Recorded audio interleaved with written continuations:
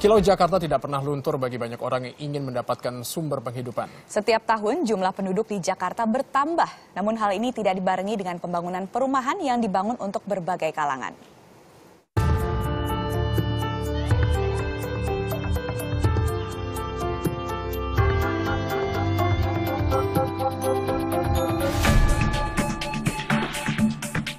Jakarta, pusat pemerintahan sekaligus ibu kota negara Indonesia tercinta. Jakarta tumbuh pesat menjadi kota terbesar di negeri ini.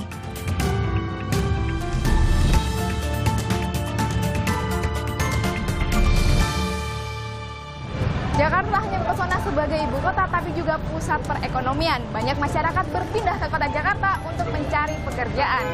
Tahun 2015 diperkirakan akan ada 10 juta orang lebih yang menjadi penduduk kota Jakarta. Inilah yang menjadikan Jakarta mengalami backlog atau kekurangan pasokan perumahan.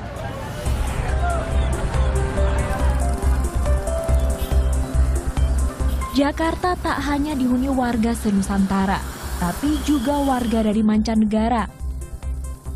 Banyaknya jumlah penghuni Jakarta dan terbatasnya lahan hunian membuat banyak orang memilih hunian di kota sekitar Jakarta, seperti Bekasi, Tangerang, Depok, atau Bogor. Aku kerjanya di Kuningan. Kerjaku di Sudirman. Kuningan.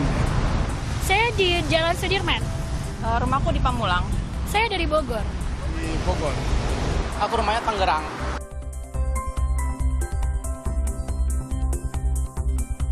Kalau dari BSD ke sini 1,5 jam. Naik kereta 45 menit sih biasanya. Kalau nggak telat keretanya. 1 jam 15 menit. Kurang lebih 2 jam. Berdasarkan data proyeksi penduduk dari Badan Pusat Statistik DKI Jakarta, rata-rata penduduk di ibu kota meningkat 100.000 jiwa per tahun. Data proyeksi ini diperoleh dari perhitungan berdasarkan data sensus penduduk 2010.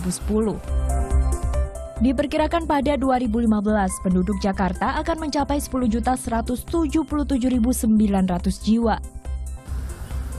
Sedangkan dari data Badan Pusat Statistik 2013, warga DKI Jakarta yang menempati hunian berjumlah 2.616.393 kakak.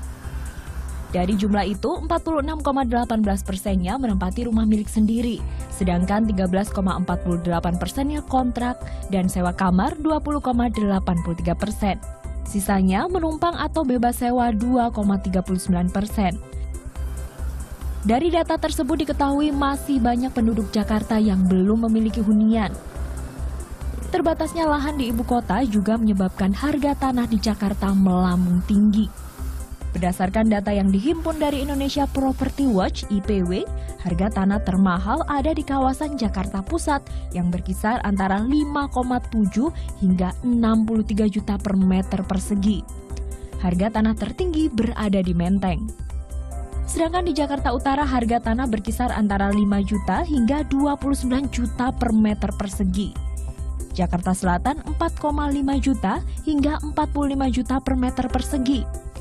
Harga tanah yang tinggi secara otomatis membuat harga hunian tinggi pula. Hal inilah yang menciptakan kesenjangan antara kebutuhan hunian dan ketersediaan hunian yang tidak seimbang atau backlog. Tingginya harga perumahan di Jakarta hanya bisa dijangkau oleh sebagian kecil masyarakat berpendapatan tinggi.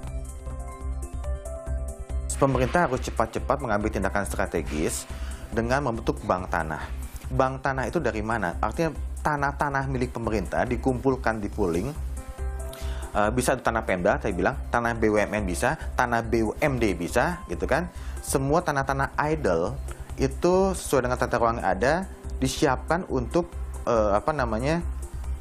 rumah rakyat dimanapun itu di seluruh Indonesia. Perumnas yang dulu itu dibalikan lagi kembali ke asalnya, artinya keluarkan dulu dari BUMN, dibuat Badan Perumahan Nasional yang khusus untuk membangun rumah rakyat. Menurut Ketua Indonesia Property Watch Ali Tranghanda, harga hunian atau properti di Jakarta akan terus naik. Kecenderungan untuk turun hampir tidak ada. Pasalnya, belum ada regulasi atau kebijakan pemerintah untuk mengendalikan harga tanah di Jakarta. Pertumbuhan harga tanah sepenuhnya diserahkan kepada pasar.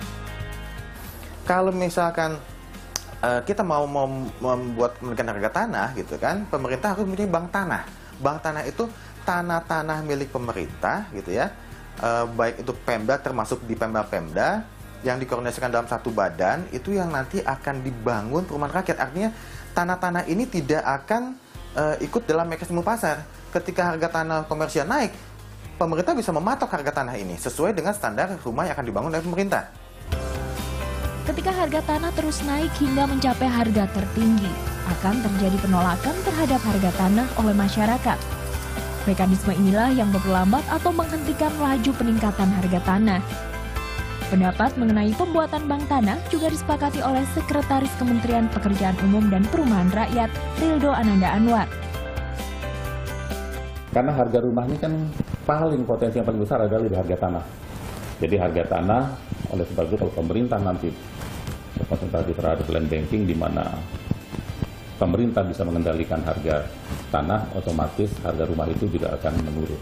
Karena yang penting, komponen yang paling utama adalah masalah rumah ini adalah masalah harga tanah. Itu yang penting.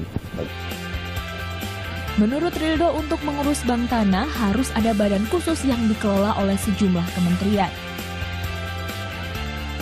Sudah, jadi kita bersama-sama dengan Kementerian Agraria dan Tata Ruang. Jadi pemerintah dalam hal ini nanti akan membuat satu badan di mana ini khusus untuk pengadaan tanah. Jadi terkonsentrasi terhadap bagaimana kebutuhan pemerintah tanah ini, maka kita harus ada bank tanah.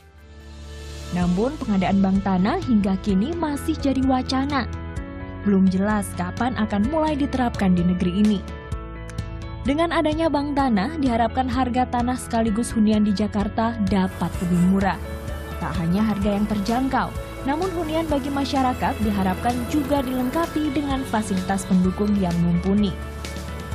Luki Fitriani, Muhammad Syaifuddin melaporkan untuk NET.